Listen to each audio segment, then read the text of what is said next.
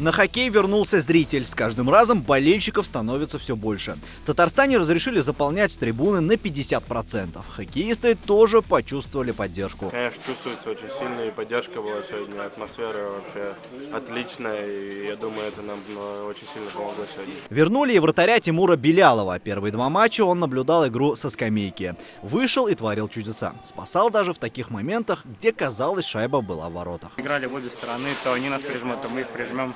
Такая, так скажем, равная игра. Вот. Ну, хорошо забили вовремя, хорошие голы. Хорошую работу проводили, к сожалению, вот в конце чуть-чуть.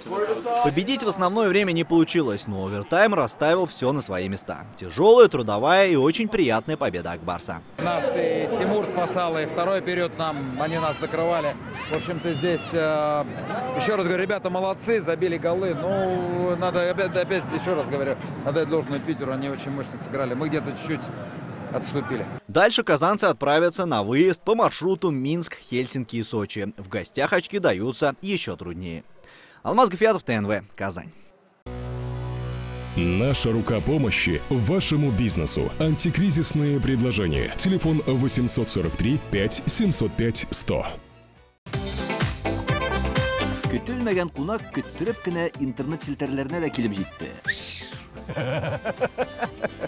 Хәзер бу фильмның барлык серияларын ТНВ.ру сайтында карап була.